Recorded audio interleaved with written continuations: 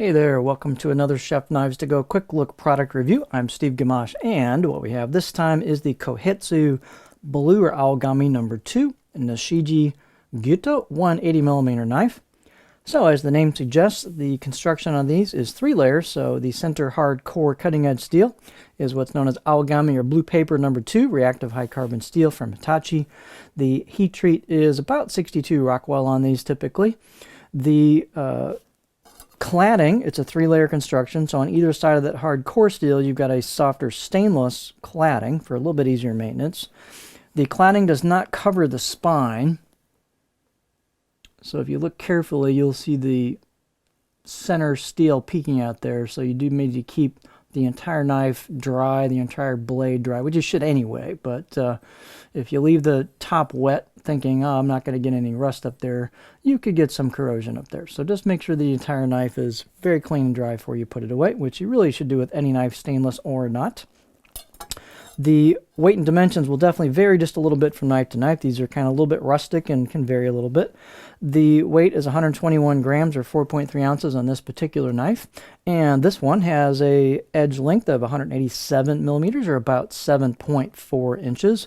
Overall length about 325 millimeters or 12.8 inches.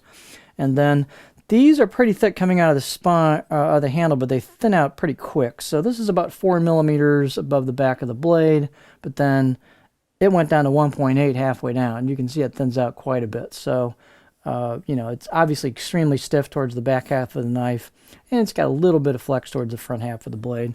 But it doesn't lose too much there, but it's got a little bit of a taper and thinness of the spine. And as you hit the grind, it kind of tapers down into a tip that's pretty thin at the end. It's not like razor thin, but it gets pretty thin all the way at the tip, which means the performance is a good balance there between performance and a little bit of meat at that tip. These are also fairly thin at the edge as well.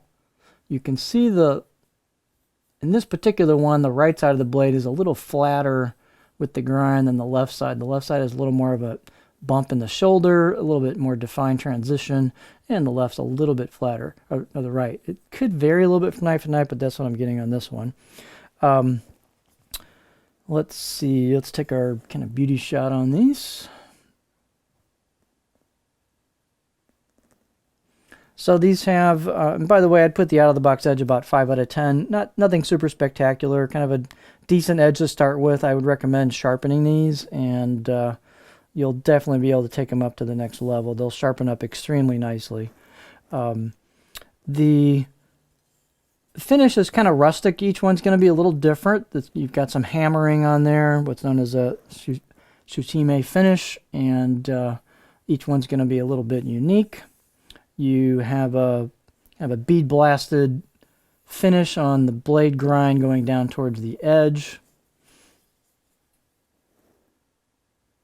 or sandblasted finish, whatever term you want to use. And so every knife's going to be just a little bit different, and definitely got a little bit of hand hammering there, a little bit of finish work. The grinds tend to be pretty nice on these, but you can tell you got an artisanal piece of equipment in your hands, and each one's going to be just a little bit different. So they're pretty cool. The let's see what else here. Talked about the thickness. The blade height is 41.7 on this one. That can vary a little bit, but you got a relatively thin neck, which is pretty long, so you can stick your finger right in there for a nice pinch grip point, and so you still have decent clearance above the cutting board.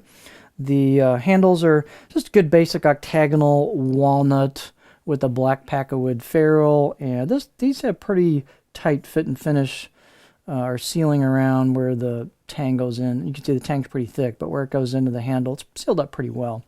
Fit and finish is pretty nice on these. Got just a little bump between the two materials, but not much, and that's going to vary from handle to handle. Circumference right here between the two woods is about 75 millimeters or 3 inches, fairly standard size.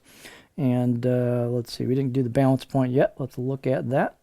And these aren't like Howood handles that are super light, so with the smaller blade, that's going to bring our balance point right about there, which is a little bit behind where I would normally put my fingers for a pinch grip. So a little handle heavy bias on the weight. Distribution, let's take a look at the cutting board profile. So this is a good solid line of knives that looks cool, easy to sharpen, gives you that nice carbon steel experience, reactive carbon steel experience with sharpening. It's aogami number 2, so the blue number 2 is a good all-around combination as well that has a little bit better edge retention than shitogami or white, and a little bit tougher in some cases depending on the blacksmith, but good all-around knife steel for sure. And you got the stainless cladding on here. So here's your edge profile.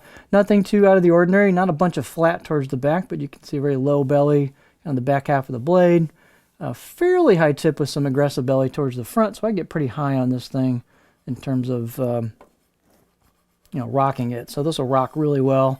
Not a super chopper, but you've got enough kind of medium low belly towards the back where you could do some chopping with it. But pretty good all-around profile in general.